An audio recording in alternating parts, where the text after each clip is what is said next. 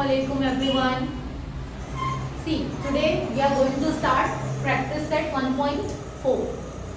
See, 1.4 में हमारा question है solve the following simultaneous equation. Again हम लोग को simultaneous equation ही solve करना है. But if you see the equation, तो इस बार जो हमारे वेरिएबल्स हैं वो हम लोग को डिनोमिनेटर में नजर आ रहे हैं. See, 2/x, 3/y. इसके पहले जो हम लोग ने साइमल्टेनियस इक्वेशन सॉल्व किए हैं उसमें वेरिएबल्स जो है वो न्यूमरेटर में थे, ठीक है. और साइमल्टेनियस इक्वेशन सॉल्व करने के लिए जरूरी है कि हमारी इक्वेशन लीनियर होना चाहिए. I told you what is the meaning of linear equation, जिसमें x या y, x और y दोनों का पावर जो है वो कितना होना चाहिए, 1 होना चाहिए. बट इन दिस केस अगर यहाँ देखेंगे तो x और y दोनों डिनोमिनेटर में, अगर हम लोग x और y को न्यूमरेटर पे लेके जाते हैं, फॉर एग्जाम्पल 2x, तो हम लोग को पता है डिनोमिनेटर में से कोई चीज न्यूमरेटर में आती है तो उसका पावर जो इनवर्स हो जाता है, यानी -1, विच इज नॉट लीनियर. अभी इक्वेशन लीनियर रहती ही नहीं, तो जब लीनियर इक्वेशन नहीं रहेगी तो हम लोग इसको सॉल्व कैसे करेंगे, x और y की वैल्यू कैसे फाइंड आउट करेंगे. तो see, first we have to make this equation linear. ये लीनियर नहीं है, हम लोग पहले इसको लीनियर बनाएंगे और हमारे जनरल फॉर्म में कन्वर्ट करेंगे first. So for that purpose उसके लिए हम लोग को कुछ नए वेरिएबल्स की जरूरत पड़ेगी, दो नए वेरिएबल, जैसे x और जो x और y को रिप्लेस करेगा और उसकी जगह पे कुछ न्यू वेरिएबल आएगा. हम लोग को न्यू वेरिएबल कोई भी ले सकते हैं, a b ले सकते हैं, x m n ले सकते हैं, any variable you can take. Okay, so now how to solve this, just see. सबसे पहले this is your equation first and this is your second equation. पहले हम लोग इसको थोड़ा सा स्प्लिट करते हैं. See how, 2 can we write 2 1/x.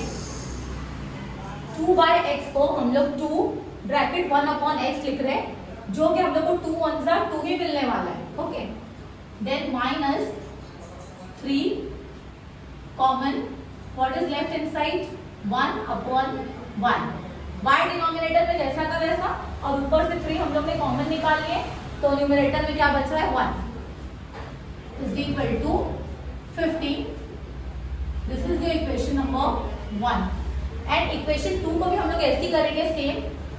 8 common, तो what is left, 1/x plus 5 यहाँ से बाहर आएगा, ये हो जाएगा 1/y is equal to 77. This is ये इक्वेशन नंबर सेकेंड. अब ये इक्वेशन मैंने पहले ही कहा आप लोगों से कि इक्वेशन जो है वो लीनियर नहीं है, यानी कि हम लोग को इसको क्या बनाना है, लीनियर बनाना है. तो लीनियर बनाने के लिए हम लोग को कुछ दूसरे वेरिएबल्स की जरूरत पड़ेगी. तो let's take that variables as m and n. m और n ले सकते हैं, a और b ले सकते हैं, any variable you can take. So we will write here therefore or let 1/x is equal to m and 1/y is equal to n. हम लोग ने 1/x को m ले लिए और 1/y को क्या ले लिए, n. Now substitute in the equation first and second. Put in equation 1 and 2. Now put करो 2, 1/x की प्लेस पे हम लोग को क्या सब्स्टिट्यूट करना है, m. So 2m minus 3n c is equal to 15. इसीलिए हम लोग ने इसको 1/x और 1/y किए, so that कि हम लोग ये जो m और n की वैल्यू है वो प्रॉपर जो है वहां पे रख सकें. This is your equation number 3rd. Now next equation 8. So 8m plus 5n, 1/y को हम लोग को n लेना है, is equal to 77. This is your equation number 4. Now अब थर्ड और फोर्थ इक्वेशन को ध्यान से देखो. Now it is our linear equation. See, m n जो हमारे वेरिएबल है उनके पावर्स वो कितने हैं, 1. सो पावर 1 है, it means it is linear. अब लीनियर इक्वेशन बन गई तो हम लोग इसको प्रैक्टिस सेट 1.1 की तरह इसको क्या करना है, सॉल्व करना है सेम। तो प्रैक्टिस सेट 1.1 में हम लोग ने क्या किए थे, we have to make any of the variable same. दोनों में से कोई भी एक वेरिएबल को हम लोग क्या करना है, सेम करना है, which is easiest for us. तो कौन सा वेरिएबल यहाँ पे इजी लग रहा है सेम करने के लिए, सी, m का कोएफिशिएंट 2 है, इधर 8 है, तो अगर हम लोग 2 को 4 से मल्टीप्लाई करें तो वो 8 बन जाएगा, ठीक है। तो हम लोग ये वही ज्यादा इजी है, क्योंकि अगर हम लोग सेकंड को सेम करने जाएंगे तो 3 को 5 नहीं कर सकते और 5 को 3 नहीं कर सकते, तो हम लोग को दोनों को एक दूसरे से मल्टीप्लाई करना पड़ेगा। तो हम लोग उतना नहीं करने जाएंगे, हम लोग थोड़ा शॉर्ट में सॉल्व कर लेते हैं इसको। तो हम लोग क्या करते हैं, 2 को क्या बनाते हैं, 8। सो अब 2 को 8 करने के लिए हम लोग किससे मल्टीप्लाई करेंगे, we have to multiply it by 4। So multiplying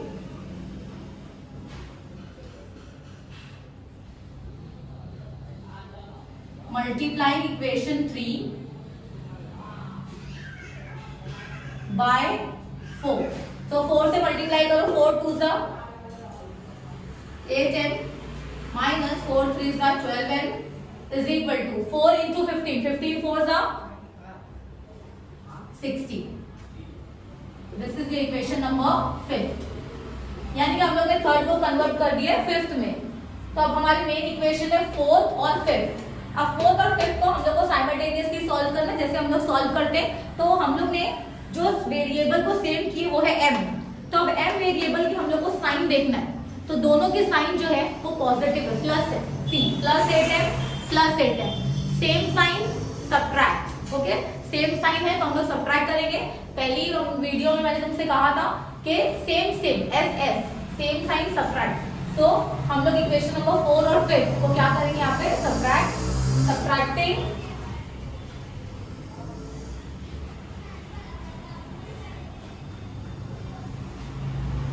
subtracting equation 5 from 4th. So equation 4th is 8m plus 5n is equal to 77, and equation 5th is 8m minus 12n is equal to 60 minus. अब हम लोग को पता है कि जब भी हम लोग माइनस करते हैं तो माइनस जो है वो आगे की सारी साइन चेंज कर देता है, यानी कि जो नेक्स्ट माइनस है विल बिकम प्लस, और ये जो यहाँ पे कोई साइन नहीं, मतलब ये क्या हो जाएगा, माइनस, न्यू साइन इसलिए हम लोग ने उसको सर्कल में डाल दिया। Now this is our new sign and main sign. अब इसी के अकॉर्डिंग हम लोग को सॉल्व करना है।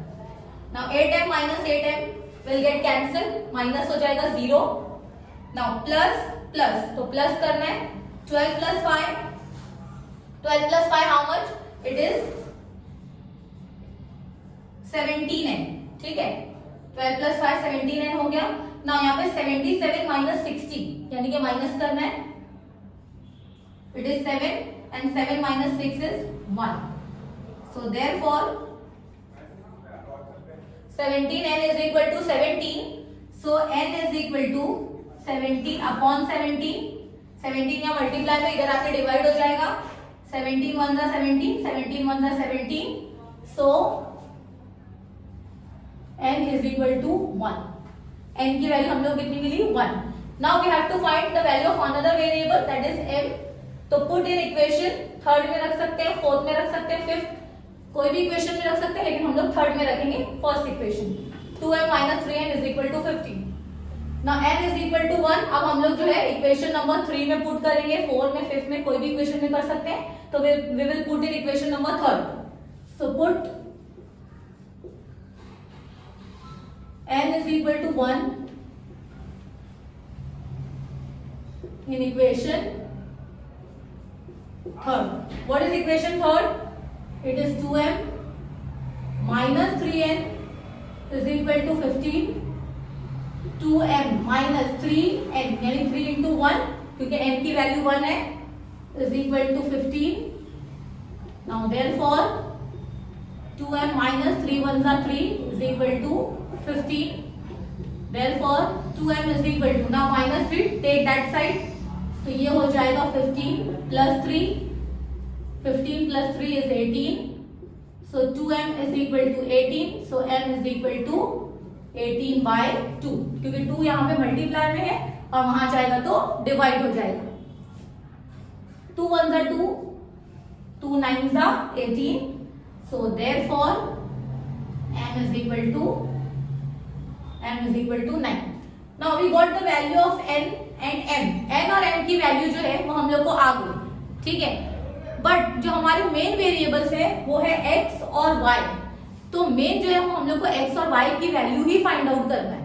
Okay, so now what will we do, हम लोग रीसब्स्टिट्यूशन करेंगे. So but we know that 1 upon x is equal to m. So we will write m is equal to 1 upon x and n is equal to 1 upon y. ठीक है, तो वापस से हम लोग उसकी वैल्यू पुट करते हैं. What is the value of m? It is 9. So 9 is equal to 1 upon x. पहले इसको सॉल्व कर लेते हैं, उसको तो बाद में सॉल्व करेंगे. So therefore अब x यहाँ पे डिनोमिनेटर में है और हम लोग को x की वैल्यू चाहिए और x की वैल्यू के लिए it should be in numerator, वो न्यूमरेटर में होना जरूरी है. तो हम लोग क्या कर देते हैं, इसको इन्वर्स कर देते हैं. तो x ऊपर और 1 नीचे हो जाएगा, न्यूमरेटर में चला जाएगा, 1 डिनोमिनेटर में. तो अगर जो लेफ्ट में होता है तो वो वही राइट में होता है, जो राइट में होगा वही लेफ्ट में होगा. तो हम लोग जो है therefore x is equal to 1 upon 9. चाहिए तो क्रॉस मल्टीप्लाई भी कर सकते हैं. x यहाँ आ जाएगा, x 1 जा x हो जाएगा 9x और 9 यहाँ मल्टीप्लाई में तो उधर जाएगा तो डिवाइड में. तो what is the value of x? It is 1 upon 9.